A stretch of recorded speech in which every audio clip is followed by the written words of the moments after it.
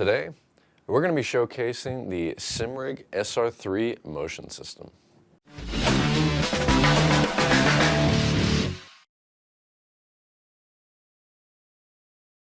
SimRigg was started in early 2018 with a single goal: get as many people as possible to be able to race in a motion rig. The result is a 3-axis motion system with purpose-built software, hardware, and electronics. Many parts are made with additive manufacturing, better known as 3D printing. That makes it cost-effective and a very flexible production method. They assemble all of the motion systems in their small workshop in Sweden. The Simrig SR1, SR2, and the SR3 that we have here are motion systems that attach to most aluminum profiles. We have the SR3 model here, and the difference between the three models comes down to load capacity, ranging from 175 kilograms or 385 pounds for the SR1, up to 250 kilograms or 551 pounds for the SR3.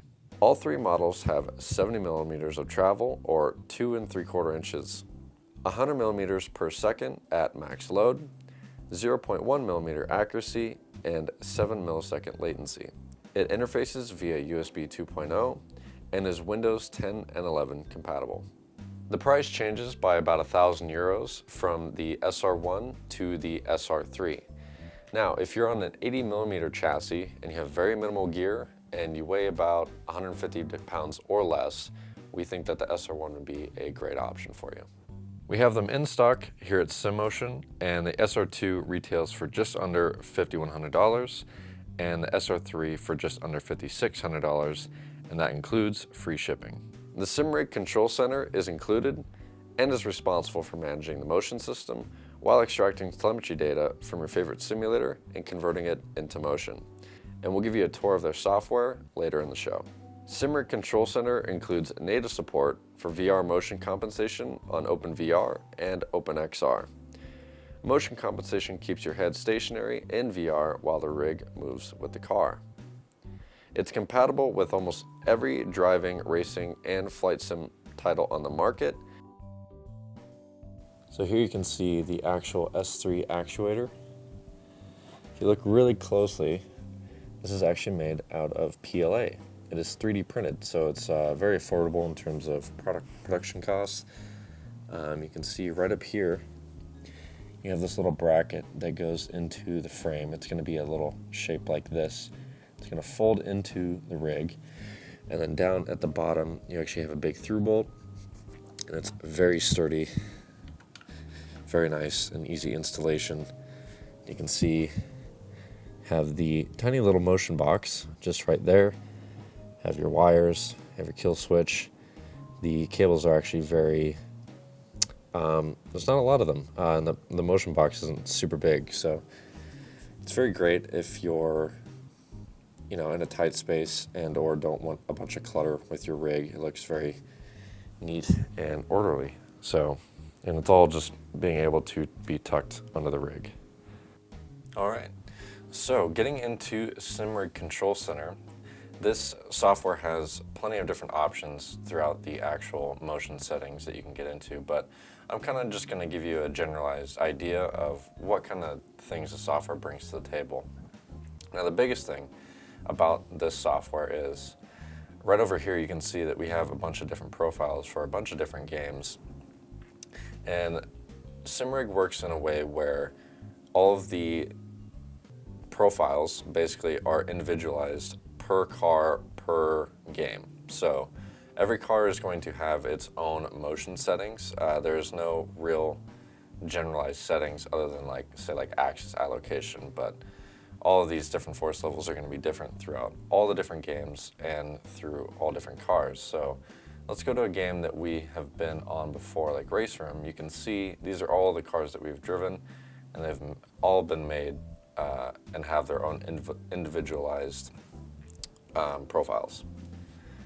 So right here, to get into this, under forces, the main thing you're going to want to know about is auto-tuning. So right here, if I switch to automatic mode, you can see that auto-tune with a green light is on and is recording and optimizing for your driving style. So basically, what you'd do is you'd go out in the car, you would drive, and they recommend that you do a bunch of acceleration stops, hard left and rights, just kind of cover all the different bases, like hit some curbs and stuff like that.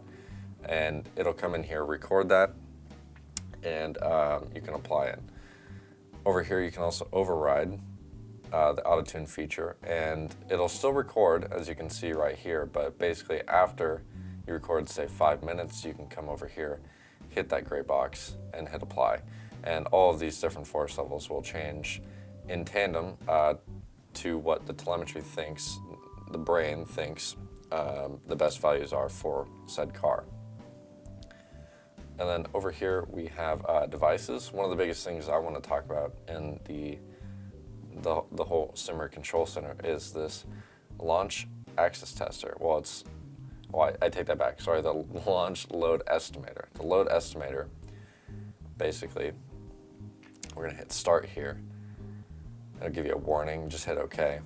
But it's gonna raise the motion up, and it's basically gonna do a test going up and down for like heave and just all these other different things, but balancing the whole rig corner to corner. It's almost like corner balancing a race car, if you've ever done that.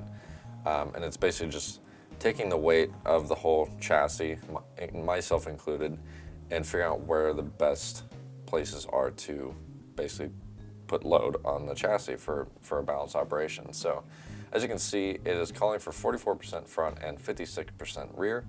And I recommend anybody do this before they actually get started. And right after that, you can go down here in the bottom left, and they do have a manual option to turn on the motion, which every time I load it up, I always have to turn this on, which I personally enjoy. But you can also set a hotkey as well for when you log in. You can just hit a hotkey and turn your motion on or off. I'm just gonna go ahead and enable that there. And it's not too much to show in settings or VR. That's probably for a different video. But yeah, why don't we actually go load up in a car, see how this motion feels, and we'll get back into the actual software and show off that auto-tune feature. Alright, so now that we're actually loaded up on the sim, we can kind of take a little dive into this motion. One thing I wanted to show you is going to be the auto-tune feature like we talked about earlier. So we're loaded up in the F3 at Barber. And basically the first thing you're going to want to do is just for about 5 minutes, you're just going to want to do some hard brake applications. You're going to want to saw the wheel back and forth. You can see the motion is very aggressive right now. The roll, a lot of roll that I don't think this should be there. Have quite a great amount of pitch on the front. And yeah, so we're just going to drive for about 5 minutes, and I'll catch you back up in the actual software and we can look at the auto-tune feature. Alright, we're back in the software after a little bit of driving, and you can see right up here at the top under active profile, it is already auto-selected iracing and already auto-selected the FIA F4, which is what we were driving on iracing just now. So it's nice how it just automatically configures all that for you. And then right down here you can see under auto-tune, it says it's done and it is optimized for my driving style. Now if you hover over this, you can see like a quick view of the actual settings, but if you go over to override here, you can see the amount of minutes that is actually recorded in terms of your driving session, and this is already applied everything, but there's also this white box here, and you can hit apply again, and you can see how the values change. And it'll, every time you're recording, if you hit apply again, it'll just make those little minute changes every time.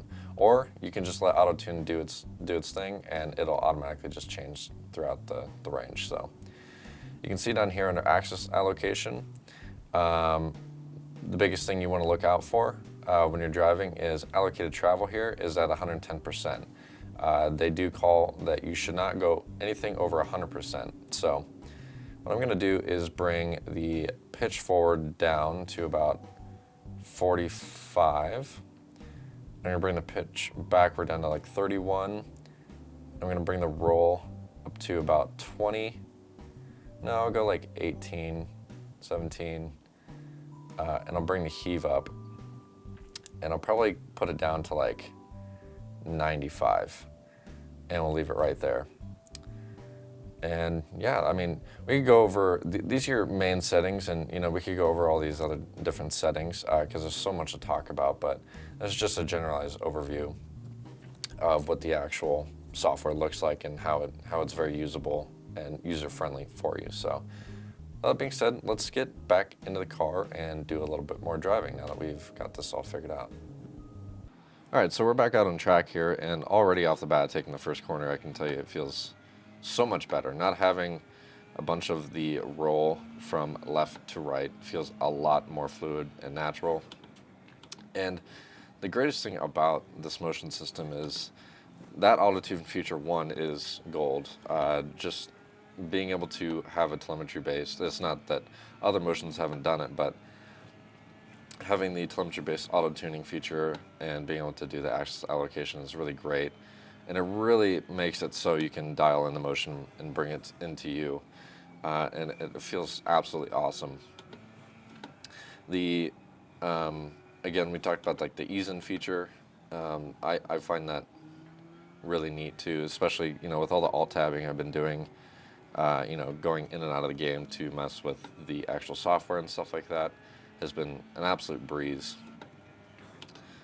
And I find this whole motion kit really neat. So the biggest thing that I like about this motion as well is just the speed on the actual rig itself, how fast the actuators are working, and just like how fast it is delivered.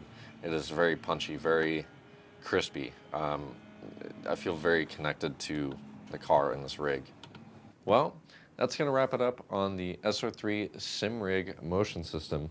I am completely enamored by this motion rig. I really love the features and just everything this thing is able to deliver at the price point. So I'm curious to know if you guys feel the same. So be sure to leave a comment and let me know. The SR3 and the SR2 are available for immediate dispatch at simmotion.com. And we are also the only dealer in the US that will actually be carrying the SimRigg. So pretty exciting. And with that, I got nothing to say to you. So I have been Jake with Inside Sim Racing, and I will see you in the next video.